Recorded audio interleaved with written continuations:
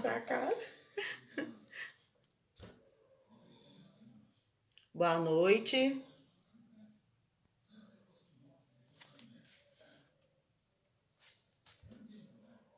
Alguém já está aí? Diga um alôzinho. Era pra marcar, aqui ia marcar outro tempo, eu não sei porque que começou. É. Ah lá. Tá. Dani. Ah, Dani. Esse pergunta o áudio. Dani, o áudio tá bom? Ah, tem que convidar. Ué, tem? Não, não tem. Aqui é se eu quiser. Ah, se você quiser que ela entra. É. Ah, aí a Benga tu já falou que agora o Face tem isso, eu atualizei. Tchau. Eu posso fechar, né, isso aqui. Pode. Ivani, o áudio tá bom, filha? Tchau, filho. Vai com Vou Deus. assistir uma. Depois eu venho pegar o celular. Quer que feche? Faz favor. Encerrar você sabe, né? Só encerrar. Sei não. Aparece aí, ó. Concluir. Cadê? Ah, tá. Olha lá, concluir. Aí você salva, viu? Pra depois eu fazer o coisa. Tá. Gente, fala aí pra mim se tá bom o áudio. Tá, depois avisar lá no grupo, já começou. Ah, tá. Ótimo. A Fernanda tá pedindo, por favor, pra vocês avisarem no grupo que já vai começar. Eu vou esperar vir chegando mais gente pra gente iniciar, tá bom?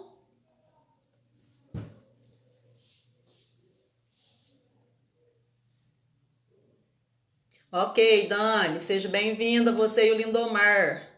Bem-vinda, Ivani. A paz de Jesus.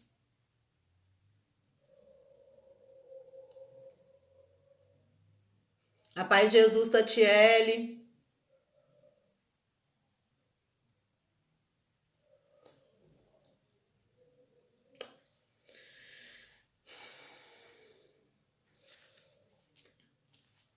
Marcos.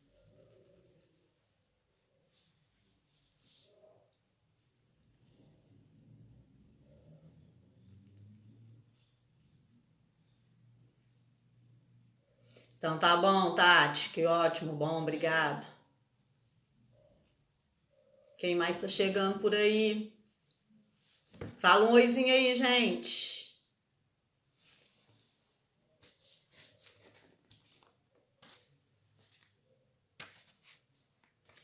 Oi, Rosinei, paz de Jesus.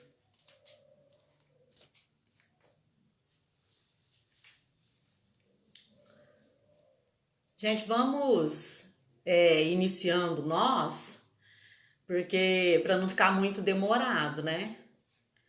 Então vamos, Laísa, bem-vinda. Vamos iniciar então, em nome do Pai, do Filho e do Espírito Santo. Amém. Vinde, Espírito Santo, enchei os corações dos vossos fiéis e acendei neles o fogo do vosso amor. Enviai o vosso Espírito e tudo será criado e renovareis a face da terra. Oremos.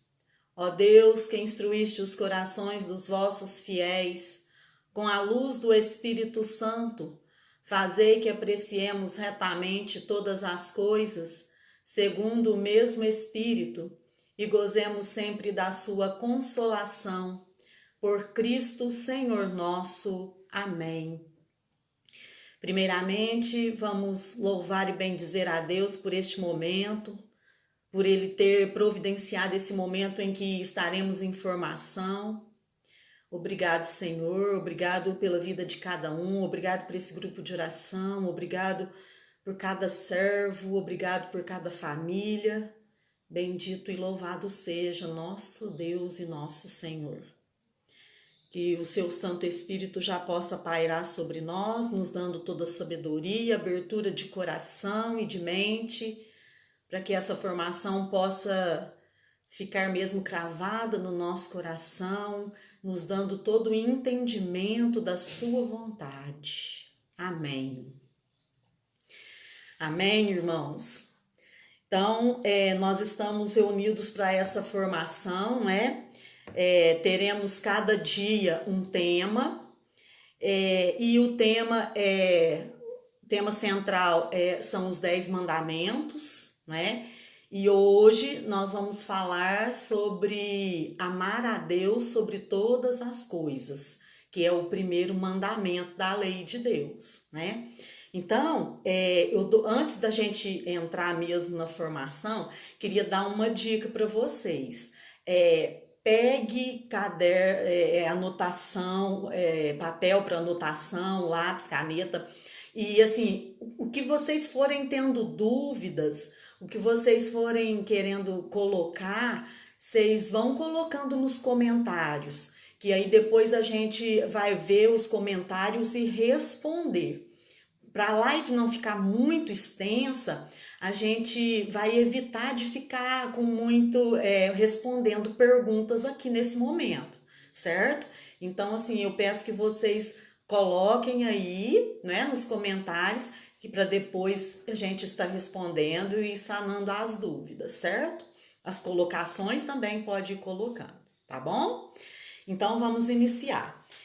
Os 10 mandamentos. Vou fazer uma breve introdução dos 10 mandamentos. Lá na palavra de Deus, no Evangelho de São Lucas, no capítulo 19, versículo 16, vem dizendo assim: alguém se aproximou de Jesus e disse: Mestre, que farei de bom para ter a vida eterna? Respondeu: por que me perguntas sobre o que é bom? O bom é um só. Mas se queres entrar para a vida, guarda os mandamentos. Então, Jesus já fala para aquele jovem rico que se ele quiser entrar na vida, é necessário que ele guarde os mandamentos, né? Só que Jesus não para por aí. Jesus explica para ele os mandamentos da lei, né? Ele fala, não matarás, não adulterarás, amarás o teu próximo como a si mesmo. Só que Jesus não para por aí. Jesus continua falando com aquele jovem, porque o jovem fala assim: ué, mas eu tenho feito isso, eu tenho guardado os mandamentos, porque o jovem conhecia a lei. Provavelmente aquele jovem era judeu. Mas aí Jesus fala para ele assim, ó. Aí Jesus dá duas respostas para ele, há duas perguntas daquele jovem. A primeira resposta: o que é que eu faço para entrar na vida? Guarda os mandamentos, certo? Quais são os mandamentos? Aí ele fala, mas aí ele fala assim, ó: eu tenho guardado. Então o que me falta ainda, Jesus? O que me falta ainda? Aí Jesus responde a segunda pergunta dele, né? Se queres ser perfeito, vai, vende o que possuis e dá aos pobres, e terás um tesouro no céu. Depois vem e segue-me. Essas são as respostas de Jesus àquele jovem. Essa é a resposta de Jesus para nós. Se nós queremos entrar para a vida eterna, se nós queremos ter vida eterna, nós devemos guardar os mandamentos, mas os mandamentos Jesus veio e os aperfeiçoou. Então nós devemos seguir Jesus para nós sermos perfeitos. Então Jesus conhecia os mandamentos, Jesus os praticava e Jesus ensinava a praticar.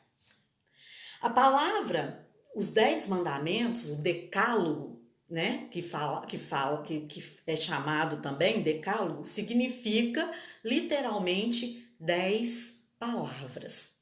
Foram as palavras que Deus dirigiu a Moisés no Monte Horebe, no Monte Sinai, quando ele falou para Moisés escrever nas tábuas a lei de Deus, né? Então, que Deus fala? Deus quer fazer uma aliança com aquele povo. E o mandamento de Deus, que pode ser chamado também de testemunho, é o testemunho da aliança. São as cláusulas, né, daquela aliança que Deus fez com aquele povo, que Deus estava fazendo com aquele povo. O testemunho que Deus estava fazendo com aquele povo, né? Deus revelou essas 10 palavras ao seu povo no Monte Sagrado. Ele as escreveu com o seu dedo. O Catecismo da Igreja Católica vem nos dizendo isso, que Deus escreveu aquelas 10 palavras com seu próprio dedo. Eis que porque essas duas tábuas são chamadas o testemunho, porque elas contêm as cláusulas da aliança entre Deus e o seu povo. Lindo, né? Deus quis se aproximar de nós de todas as maneiras, né? Quis se aproximar de nós fazendo aliança conosco, nos permitindo conhecer a sua vontade através dos seus mandamentos, da sua lei, que não é difícil de ser seguida, não é difícil de ser seguida porque Deus nos dá a graça de conseguir seguir, né? Então vamos passar para o primeiro mandamento, né? Esses 10 mandamentos, né, que nós devemos seguir para entrar na vida eterna. O primeiro mandamento, vou recordar do nosso catecismo, voltar lá, quando a gente estava se preparando, tá bem aí, gente? Tá normal o áudio? Dá um ok aí pra mim, por favor. Parece que alguém falou aqui que não tava bom o áudio. Ficou mudo, alguém colocou. Voltou aí, gente? Tá tudo certo? Dá um joinha pra mim aí, por favor, se tá tudo certo.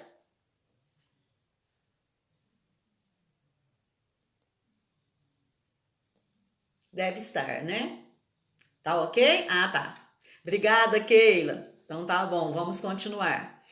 Então, o primeiro mandamento, amar a Deus sobre todas as coisas. Lá no Evangelho de São Mateus, no capítulo 22, no versículo 27, Jesus resumiu os deveres, os nossos deveres para com Deus, com estas palavras: amarás o Senhor teu Deus de todo o teu coração, de toda a alma e de todo o entendimento. Estas palavras são um eco imediato do apelo solene: escuta, Israel, o Senhor nosso Deus é o único, que está escrito em Deuteronômio. Deus é único, não há outro Deus.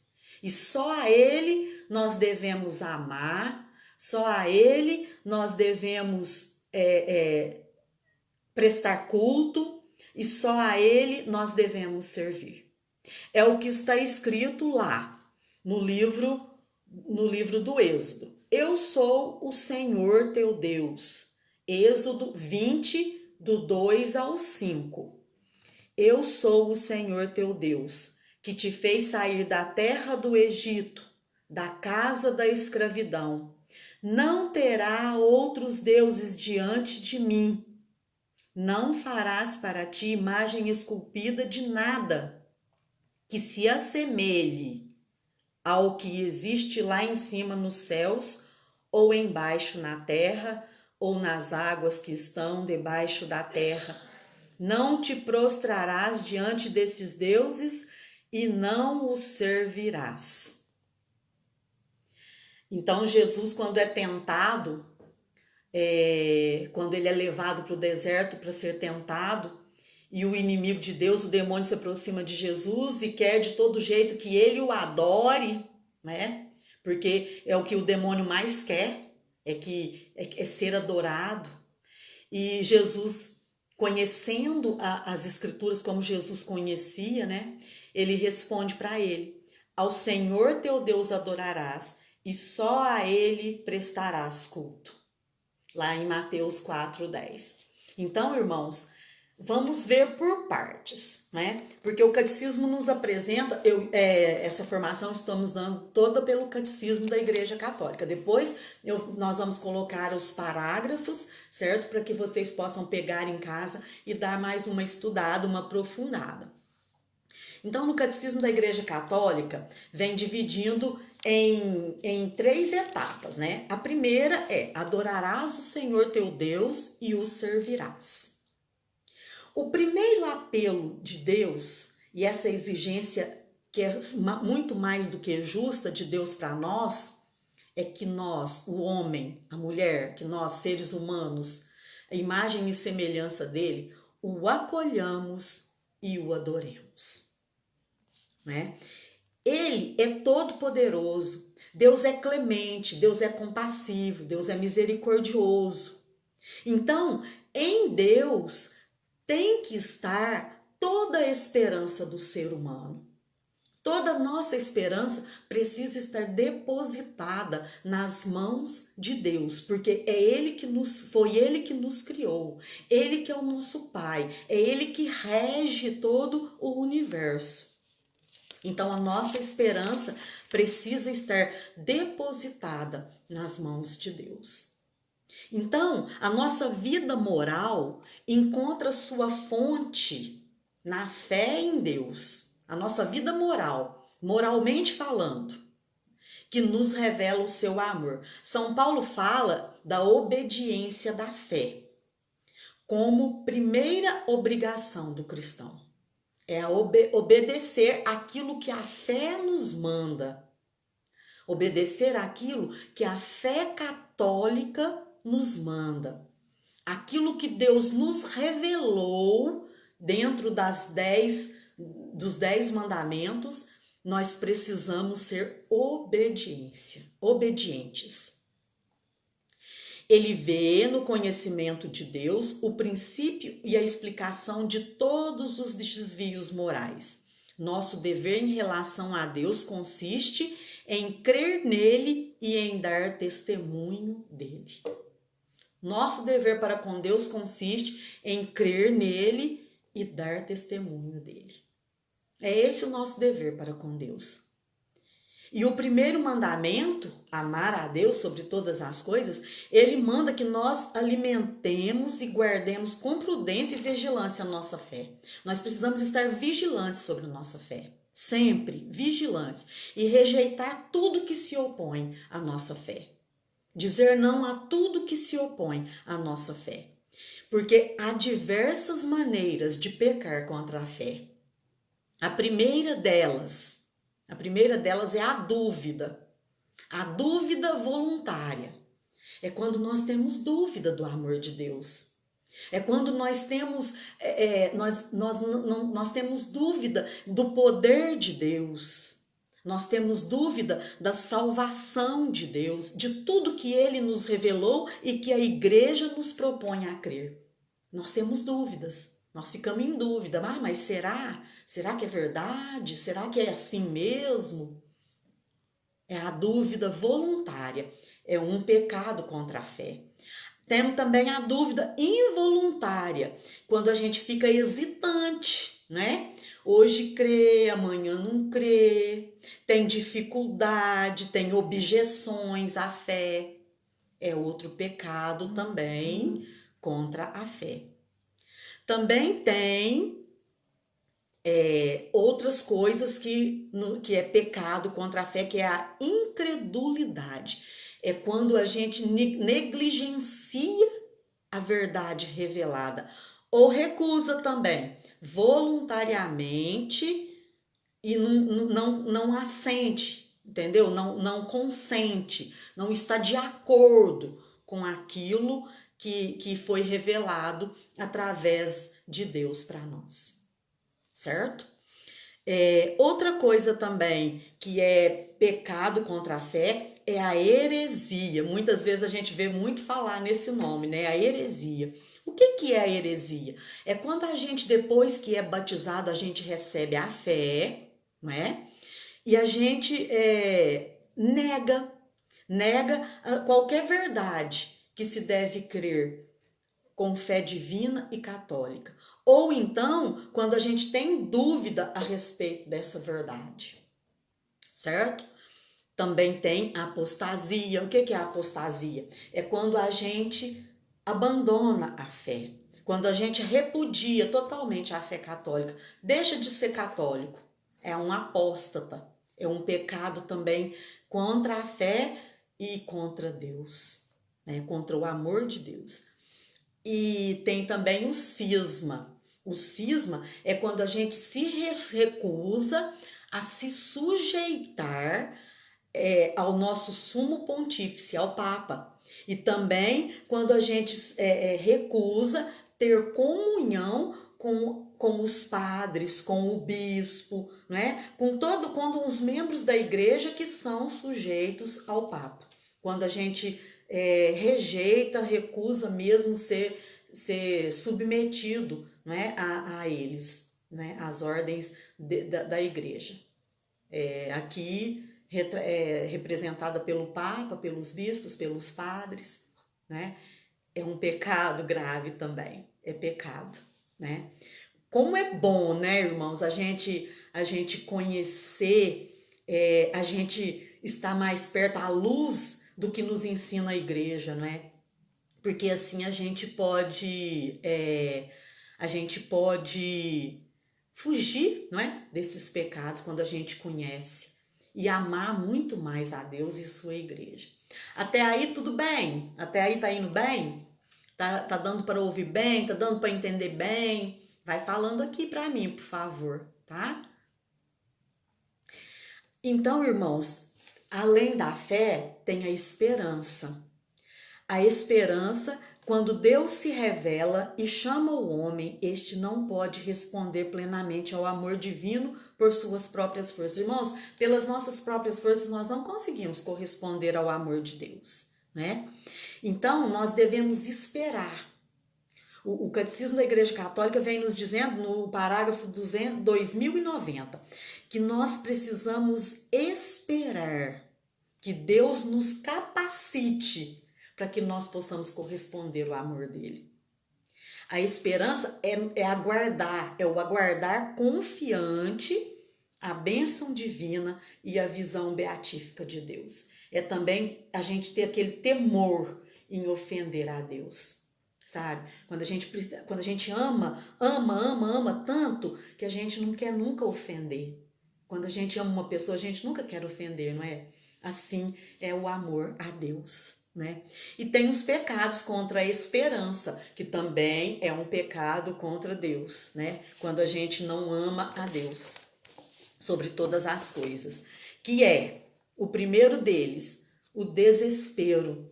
O desespero. Sabe quando a gente começa a desesperar, quando a gente não vê luz no fim do túnel, quando a gente não vê nada e a gente começa a dar aquele desespero porque a gente colocou a nossa confiança na mão de Deus e parece que Deus não fez nada e a gente começa a desesperar, a perder a esperança.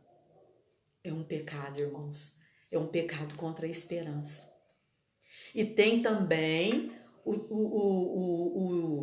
quando você assim, deixa de esperar na sua salvação pessoal, quando a gente deixa de esperar o perdão dos nossos pecados, a gente acha, não, esse pecado não tem mais perdão, eu não tenho esperança de ser perdoado.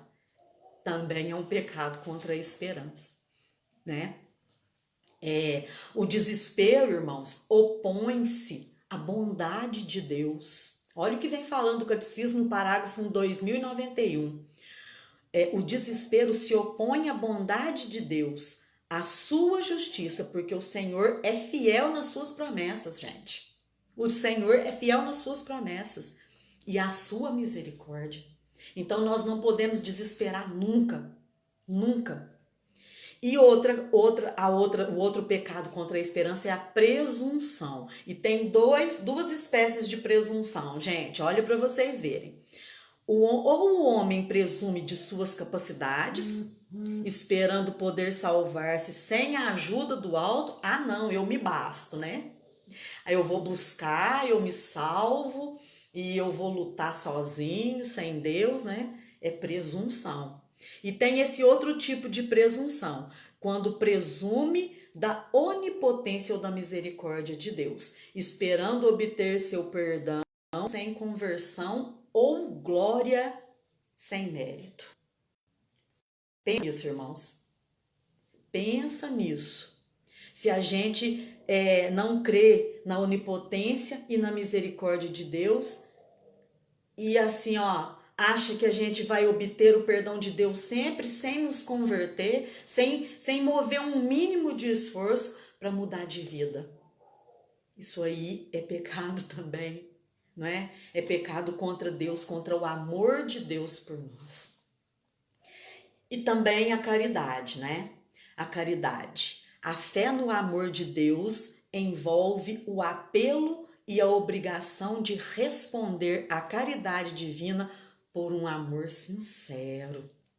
Nós precisamos corresponder esse amor que Deus nos dá gratuitamente com um amor sincero. Gente, irmãos, Deus não pode ser amado sozinho, Deus não pode amar sozinho. Nós precisamos corresponder esse amor. O primeiro mandamento nos ordena que amemos a Deus acima de tudo e acima de todas as criaturas, por Ele mesmo, pelo que Ele é. Negligenciar ou recusar a consideração da caridade divina menospreza a iniciativa de Deus em nos amar e nega a força. E nega a sua força. Isso sabe o que chama, irmãos? Ingratidão. Indiferença. Quando você é indiferente ao amor de Deus, você menospreza o amor de Deus. É um pecado contra a caridade, contra o amor de Deus. E a ingratidão também, quando omite ou se recusa a reconhecer o amor de Deus e a pagar o amor com amor. Ah, não, para que eu vou amar? Né? Eu não preciso pagar amor com amor. Eu não preciso. Deus me ama do jeito que eu sou. Eu não consigo amar, não. Nós precisamos amar. Nós precisamos nos esforçar. Isso é uma ingratidão. Também tem outro pecado contra a caridade, contra o amor de Deus, que é a tibieza. A tibieza é a negligência ou hesitação em responder ao amor divino, podendo implicar a recusa de se entregar ao dinamismo da caridade. E depois vem também da tibieza, vem a assídia. Olha que nome bonito, né? Só que o significado dele é feio. Assídia, preguiça espiritual. Chega a recusar até a alegria que vem de Deus e tem horror do bem divino. Olha para vocês verem. Não tem mais alegria, né? A pessoa não tem mais alegria porque fica aquela preguiça espiritual, não quer mais se achegar a Deus, se achegar ao amado, né? Como que vai amar se não se achega ao amado? É um pecado também, a preguiça espiritual. Outra coisa, irmãos, o ódio a Deus. Esse vem do orgulho. Opõe-se ao amor de Deus, cuja bondade nega e atreve-se a maldizê-lo. Como aquele que proíbe os pecados e inflige as penas. Esse ódio de Deus é quando a gente fala assim, ó, ai, Deus tá me castigando. Deus é castigador, Deus tá me castigando por um pecado que eu cometi, sabe? Isso aí é pecado, porque isso aí você tá culpando a Deus por uma coisa que você cometeu, por um pecado que a gente cometeu, né? E assim, aí a gente, aquele que proíbe a gente de pecar, né? Ai, mas também tudo é pecado, né? E fica assim com aquele... a gente não demonstra muitas vezes, mas aquele sentimento, sabe? No coração daquele ódio a Deus, e muitas vezes demonstra, mas também tudo é pecado, né? Esse tipo de comentário, assim, esse tipo de sentimento. Gente, então nós falamos da fé e dos pecados contra a fé, da esperança e dos pecados contra a esperança, e da caridade e dos pecados contra a caridade. Até aí tá tudo bem? Tá tudo certo? Tá dando para entender bem? Agora nós já passamos do adorarás o Senhor teu Deus e o servirás. Vamos entrar no só a Ele prestarás culto. Só a Deus prestaremos culto, certo? Olha, quais são os cultos que nós podemos prestar a Deus? O primeiro deles, a adoração. E esses são cultos que nós prestamos a Deus e que nós demonstramos a Ele o nosso amor. A adoração é o primeiro ato da virtude da religião. Adorar a Deus é reconhecê-lo como Deus, como Criador e Salvador, como Senhor e o dono de tudo que existe, o amor infinito e misericordioso. Como dizia lá na palavra, adorarás o Senhor teu Deus e só a Ele prestarás culto. Nós não podemos prestar culto a mais ninguém. A mais ninguém. Né? Reconhecer que na adoração nós reconhecemos que nós não somos nada, que nós somos criatura e que nós somos nada que não existe sem a não ser por Deus. Nós não existimos a não ser por Deus. Na adoração nós reconhecemos isso. Então adorar a Deus é prestar esse culto a Ele, de louvor e de reconhecimento pelo que Ele é, por Ele ser o dono da nossa vida, o dono da nossa existência.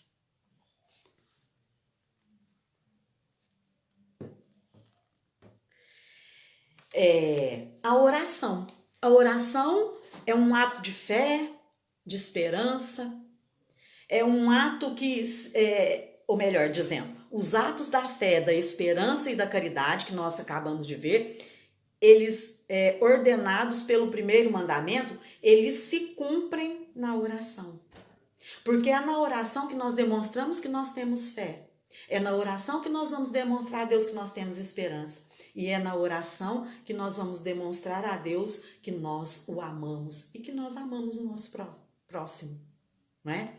A oração é uma condição indispensável para poder obedecer aos mandamentos de Deus. Sem oração nós não vamos conseguir. É preciso orar sempre, sem jamais esmorecer. Está escrito lá no Evangelho de São Lucas, capítulo 18, versículo 1. Outro culto que nós podemos oferecer a Deus para mostrar o nosso amor é o sacrifício. E às vezes a gente pensa assim, nossa, como é que eu vou me sacrificar, né? Aí o catecismo vem falando assim no parágrafo 2099. É justo oferecer a Deus sacrifícios em sinal de adoração e de reconhecimento, de súplica e de comunhão. É verdadeiro sacrifício toda ação feita para se unir a Deus em santa comunhão e poder ser feliz. Mas olha aqui para vocês verem, presta atenção que o catecismo continua falando no parágrafo 2100. Para ser verídico, o sacrifício exterior deve ser a expressão do sacrifício espiritual. Então, irmãos, não adianta nada. Por um exemplo, sábado eu estava morrendo de dor de dente, né? Até hoje eu fui no dentista, graças a Deus já estou em tratamento, já melhorou bastante. Mas assim, eu estava perdendo a paciência. Nossa Senhora, estava doendo demais da conta. Eu fui e falei assim, eu entrego essa dor em sacrifício a Jesus, porque eu quero me unir a Ele em sacrifício, né? E assim, em oração, e como que está a nossa vida espiritual para nós entregarmos sacrifícios carnais a Deus? Nós precisamos estar com o nosso espírito unido a Jesus, unido a Deus, para que nós possamos fazer os sacrifícios carnais, né? Para ser verídico, o exterior deve ser expressão do sacrifício espiritual. O catecismo está falando, né? Elaine não, gente. Unindo-nos ao sacrifício de Jesus, podemos fazer da nossa vida um sacrifício a Deus, agradável a Deus. Outro culto que nós podemos prestar a Deus são promessas e votos. Sim, podemos fazer promessas e votos a Deus. É lícito fazer. Olha o que o catecismo vem falando para nós. O cristão é convidado a fazer promessas a Deus. O batismo e a confirmação, o matrimônio e a ordenação sempre as contém. Sempre quando nós somos, quem é casado, né, como eu, a gente não faz as promessas ali, né? A gente não faz votos lá quando os padres são ordenados, né, o sacramento da ordem. E assim vai. Por devoção pessoal, o cristão pode também prometer a Deus este ou aquele ato. Oração, esmola, peregrinação e etc.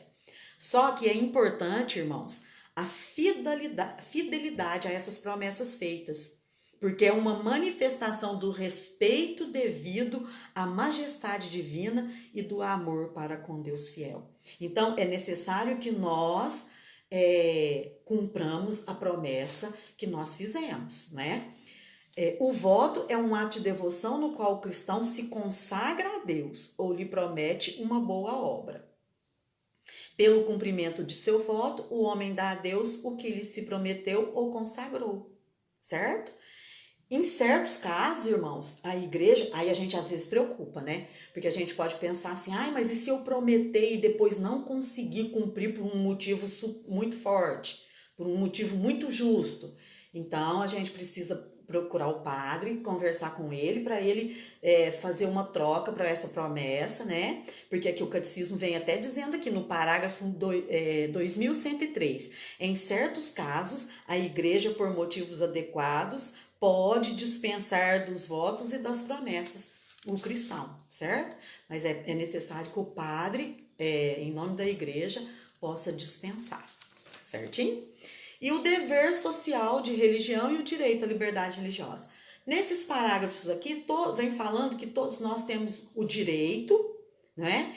A religião, a liberdade religiosa, de expressar a nossa religião, até mesmo publicamente, e que também nós temos o dever social, né? De ter o nosso culto, de agradar a Deus socialmente, através das nossas obras, né? De religião. Certo? Aí eu não vou me aprofundar muito nesse, tá bom? Então, até aí, nós fizemos então agora, nós terminamos a parte do não prestarás, só a Deus prestaremos culto, certo? Então, agora vamos para a outra parte, a penúltima parte, que é: não terás outros deuses diante de ti. Não terás outros deuses diante de ti. Irmãos,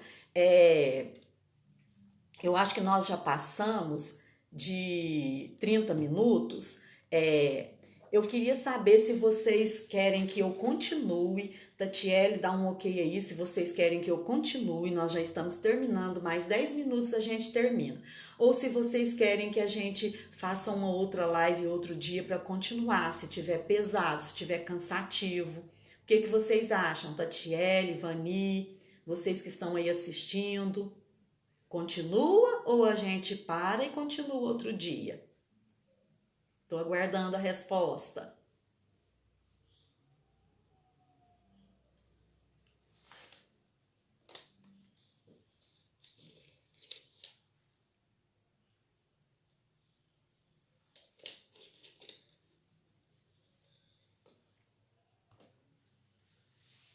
O que vocês acham, gente? Continuamos? Ok, continuamos então. Não terás outros deuses diante de mim. Aqui no Catecismo da Igreja Católica, no parágrafo 2110, vem dizendo assim, que o primeiro mandamento proíbe prestar honra a outros afora o único Senhor que se revelou ao seu povo. Proscreve a superstição e a irreligião. O que é a superstição? A superstição é o desvio do sentimento religioso das práticas que ele impõe.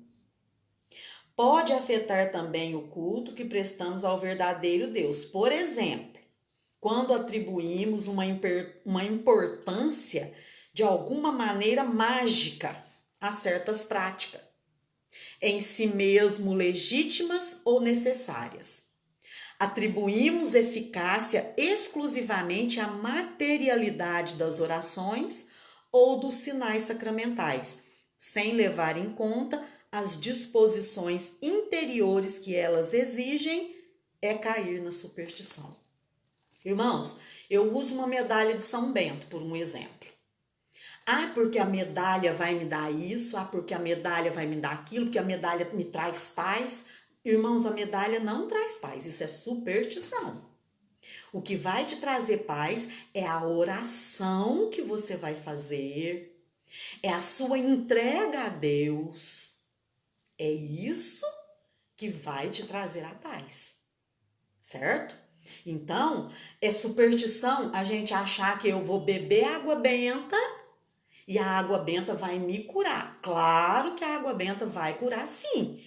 Se você tiver a participação na Santa Missa todo domingo, se você tiver participação no Santo Terço, se você meditar a palavra, se você tiver uma vida de oração, uma vida achegada a Deus.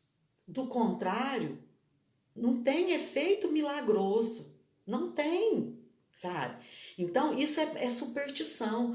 É por isso que eu quero até citar um exemplo aqui, foi proibido levar água benta para os plantões de oração. Para os plantões de oração.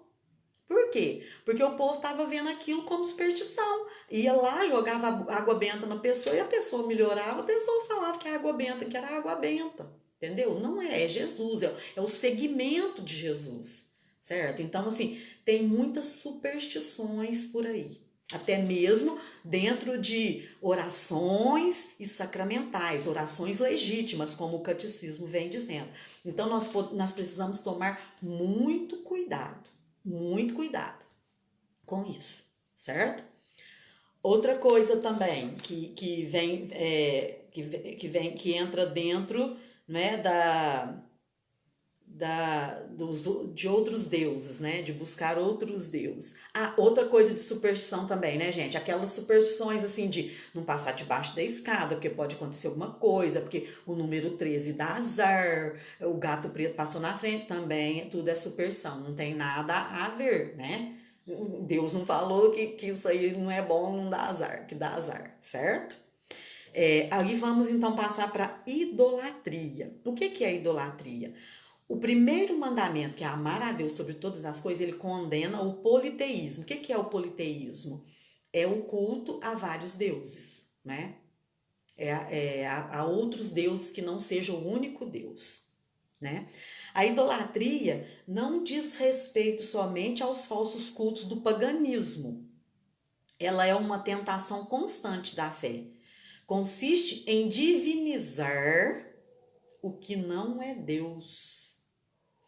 Quando o homem presta honra e veneração a uma criatura em lugar de Deus, quer se trate de Deus ou de demônios, por exemplo, o satanismo, né? Presta culto ao poder, ao prazer, à raça, aos antepassados, ao Estado, ao dinheiro, e aí vai, né? Porque a palavra vem dizendo assim, ó, lá em Mateus 6:24, não podeis servir a Deus e ao dinheiro. A idolatria nega o senhorio exclusivo de Deus. É, portanto, incompatível com a comunhão de o meu esposo, se eu idolatrar, se eu colocar a minha família antes de Deus, né? Se eu colocar o dinheiro, o meu trabalho antes de Deus, eu estou idolatrando. Tudo que eu coloco no lugar de Deus, eu estou cometendo o pecado da idolatria. Adivinhação e magia. Ai, gente, aí é outra coisa, né? Todas as formas de adivinhação hão de ser rejeitadas. Recurso a Satanás ou aos demônios, evocação dos mortos ou outras práticas que erroneamente se supõem descobrir o futuro. Consulta horóscopo, astrologia, quiromancia, né? Leitura das mãos, interpretação de presságio, interpretação de sorte, fenômeno de visão. Isso aqui não quer dizer visualizações, viu, gente? Profecia por visualização é visão, assim, sabe? Tô prevendo o futuro, é esse tipo de coisa. O recurso a médium, tudo isso escondem uma vontade de poder sobre o tempo, sobre a história e finalmente sobre os homens, ao mesmo tempo que é um desejo de ganhar para si poderes ocultos. Essas práticas contradizem a honra e o respeito que, unidos ao amoroso temor, devemos exclusivamente a Deus. Nós devemos temer e amar somente a Deus e só nele esperar. Curas milagrosas, porque a pessoa fez uma cirurgia ali e pelo espírito de uma pessoa que foi muito boa, tal. Não, não, não, não. Deus abomina essas práticas, certo? Magia e feitiçaria não pode também, né? Tudo que a pessoa pretende domesticar, poderes ocultos, para colocá-los a serviço e obter um poder sobrenatural sobre o próximo, mesmo que seja para proporcionar ao próximo saúde. Gente, não pode, certo? Magia e feitiçaria, nem essas, como chama, fazer aquelas coisas que as pessoas falam aí pra mim, gente, a palavra que me fugiu aqui, simpatias, simpatia para isso, simpatia para aquilo, sabe? Não. Isso entra em magia e feitiçaria, certo? Isso está aqui no Catecismo da Igreja Católica, 2116, 2117, tá? E tem a irreligião. O primeiro mandamento, que é amar a Deus sobre todas as coisas, reprova os principais pecados da irreligião, que é a ação de tentar a Deus em palavras ou em atos, o sacrilégio e a simonia. A ação de tentar a Deus. O que é tentar a Deus? É pôr à prova, em palavras ou em atos, a bondade e a onipotência de Deus. Ah, não, isso Deus não vai poder fazer, não. Não, isso Deus não vai poder fazer, não. Gente, nem Deus vai poder fazer isso. Olha, o rapaz lá falou, né? Você tá de exemplo aqui. Nem Deus pode afundar o Titanic, né? O rapaz que construiu lá o Titanic falou, olha, gente, isso é colocar Deus à prova, sabe? Colocar Deus à prova. Falta com respeito e a confiança que devemos a nosso Criador e Senhor. Inclui sempre uma dúvida a respeito do seu amor, da sua providência e do seu poder. Ah, será? E será que Deus pode mesmo? Será que Deus... fica colocando à prova, sabe? E aí, o que Jesus falou para o demônio quando ele tentou Jesus, né? Ele disse, não tentarás o Senhor teu Deus. O sacrilégio, tem o sacrilégio, né, também. O sacrilégio consiste em profanar ou tratar indignamente os sacramentos e as outras ações litúrgicas, bem como as pessoas, as coisas e os lugares consagrados a Deus. O sacrilégio é um pecado grave, sobretudo quando cometido contra a Eucaristia, pois neste sacramento o próprio corpo e sangue de Jesus estão ali presentes, não é?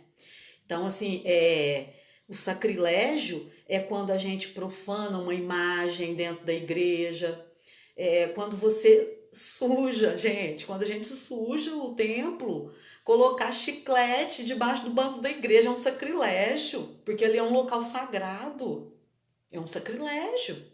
É um sacrilégio você ofender uma pessoa, ofender o padre dentro da igreja, sabe? Fora também, né? Tudo isso é sacrilégio. E o mais grave é quando nós cometemos esse pecado contra a Santa Eucaristia, né? Não comungar dignamente ou deixar escapar algum pedaço, né? Alguma mínima fração do pão, né? Do corpo de Cristo, né? De não ter zelo com o corpo de Cristo, né? Isso tudo é sacrilégio. Agora vem um outro nome que bem estranho, né? Que é simonia. Gente, a simonia. O que é simonia? É definida como a compra ou a venda de realidades espirituais. Gente, pensa isso. Você vai pregar, aí você cobra para pregar.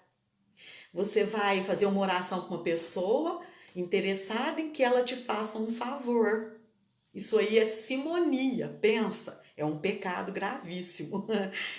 De graça recebestes, dai de graça. Está escrito lá no Evangelho de São Mateus 10, 8. Né? Então, assim, lá no cânon 848 vem dizendo, né, que assim, que as ofertas, além das ofertas estabelecidas pela autoridade competente, o ministro nada peça pela administração dos sacramentos. Hoje em dia, a igreja, né, já não cobra mais o batismo, já não cobra mais, vender pedacinho do céu de jeito nenhum, né? Missa também para as mães, para os pais, não cobra, não é cobrado. Lógico, a pessoa pode dar uma doação, mas não é cobrado, certo? Está no cânon 848, Fernanda. Corrija aí para nós. 848. Não sei se é a Fernanda que tá, quem tá lá no grupo, tá? E temos também, gente, o ateísmo, né? O que é o ateísmo? É aquela pessoa que não acredita mesmo em Deus, né? Aquela pessoa que não acredita em Deus. E muitos não percebem a presença de Deus, não percebem o cuidado de Deus, né? A ambição deles é só com o material, né? O cânon, vou repetir, cânon 848, certo? E olha aqui para vocês verem, essas pessoas que são ateus, os ateus, eles, além de não acreditarem em Deus, eles acham que o seu fim, o fim da sua própria história, tem um fim, não existe vida eterna, sabe? Morreu ali, acabou, né? Acabou, não acredito. E, gente, olha aqui uma coisa que o catecismo fala, que eu fiquei assim, que eu fiquei meio perplexa aqui. Na medida em que se rejeita ou recusa a existência de Deus, não é essa parte que eu queria ler, não. Queria ler essa aqui, ó. Aqui, ó. Na gênese e difusão do ateísmo, grande parcela de responsabilidade pode caber aos crentes, a nós, gente. Na medida em que, negligenciando a educação da fé, ou por uma exposição enganosa da doutrina, ou por deficiência em sua vida religiosa, moral ou social, se poderia dizer deles, dos crentes que fazem isso, que mais escondem do que manifestam o rosto autêntico de Deus e da religião. Então, muitas vezes, gente, nós somos culpados. Nós somos culpados porque nós não manifestamos o rosto de Deus para essas pessoas. A pessoa vai falar assim, gente, mas é porque a pessoa fala que acredita em Deus, mas olha lá o que ela faz. Ela não faz nada do que Deus manda fazer, porque a maioria dos ateus já ouviram falar de Deus, certo? Então, assim, nosso testemunho do amor de Deus em nós e do nosso amor para Deus é indispensável para que mais pessoas conheçam esse amor. E tem também o agnosticismo, né? O agnóstico é aquele assim, ó, que ele não nega Deus, não. Ele não nega a Deus, ele fala que Deus existe sim, sabe? Mas que ele não faz nada, sabe? Ele não interrompe, não, sabe? Ele não intromete, não, na vida do povo, não, sabe? O catecismo que eu acabei de falar, gente, é 2125. Parágrafo 2125, que fala lá de nós sermos responsáveis pelos ateus. Agora, o agnosticismo, né? É aquelas pessoas que sabem que Deus existe, que não nega a existência de Deus, mas acha que ele tá lá longe, sabe? E não vai cuidar de nós, não, sabe? Que não tem como provar a existência dele, que não tem como provar, então que fica assim, esse Deus lá longe, né? Com muita frequência, o agnosticismo equivale a um ateísmo prático. É a prática do ateísmo, o agnosticismo. E a nossa última colocação, que vem falando lá, né, no livro do Êxodo, quando nós começamos, não farás para ti imagem esculpida de nada, né, que Deus ordena isso lá. O mandamento divino incluía a proibição de toda representação de Deus por mão do homem. Não pode fazer nenhum tipo de imagem para prestar culto a ela. Então, fala assim, ó, o Deuteronômio explica assim, lá no livro Deuteronômio, no capítulo 4, versículo 15 e 16. Vocês vão anotando para vocês pegarem, tá, gente? Fala assim, ó, uma vez que nenhuma forma vistes no dia em que o Senhor vos falou no Horebe, do meio do fogo, não vos pervertais, fazendo para vós uma imagem esculpida em forma de ídolo. No entanto, aí já parágrafo 2130. Anotem. No entanto, desde o Antigo Testamento, Deus permitiu a instituição de imagens que conduziriam simbolicamente à salvação por meio do Verbo encarnado, como são a serpente de bronze, lá no livro do Números, né? Capítulo 21, versículo do 4 ao 9, quando Deus manda que Moisés erguesse uma serpente de bronze para que todos que para ela olhassem fossem curados, né? Então, Deus mandou que se fizesse uma serpente de bronze.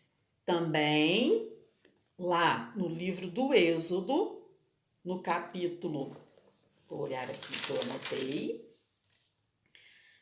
no livro do Êxodo, capítulo 25, versículo 10 ao 22, Deus manda que se façam querubins para que se colocasse na Arca da Aliança, certo? Então, Deus mandou que se fizessem essas imagens.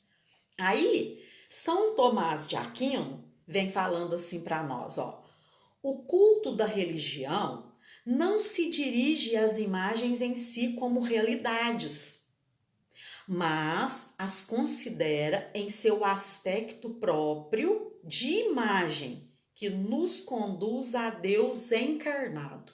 A imagem não deixa de ser imagem, gente.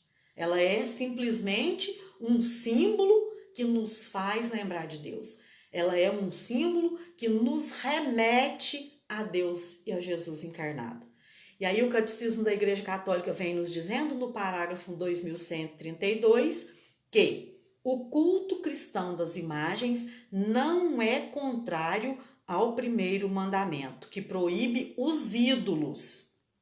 De fato, a honra prestada a uma imagem se dirige ao modelo original, e quem venera uma imagem venera a pessoa que nela está pintada. A honra prestada às santas imagens é uma veneração respeitosa e não uma adoração que se compete somente a Deus. Então, ficamos por aqui, terminamos a formação de hoje. Espero que vocês tenham gostado, espero que tenha sido de muito proveito, muito frutuosa para cada um de nós, para que cada dia mais nós possamos amar esse Deus e fugir dos pecados que nos impedem de cada dia mais nos aproximar dele. Amém, irmãos? Foi com muito carinho, com muito amor que eu preparei essa formação e assim, conto com as orações de vocês e lembrarei de vocês sempre nas minhas, viu? Então, assim, vamos pedir que o Espírito Santo de Deus possa selar no nosso coração e na nossa mente toda essa formação que foi dada aqui e que o Espírito Santo sempre nos capacite e nos dê a coragem de amar mesmo a Deus Pai, a Deus Filho, ao Espírito Santo de Deus, acima de tudo e acima de todos. Fiquem todos com Deus, tenham todos uma ótima noite, muito obrigado porque vieram, viu? Muito feliz por todos terem participado. E assim, deu saudade mesmo, deu saudade do estudo de pregação, deu saudade dos nossos encontros, viu? Mas assim, logo, logo, se Deus quiser, estaremos juntos. Fiquem todos com Deus. A paz de Jesus, salve Maria Santíssima. Fiquem com Deus.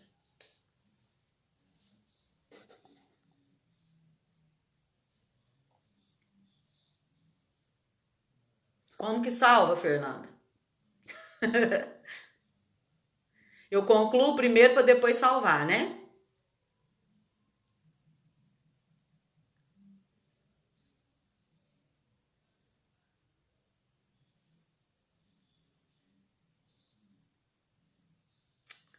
Gente, fala aí pra mim como que eu salvo o vídeo. Eu concluo o vídeo primeiro para depois salvar, né? Ah, tá. Obrigada.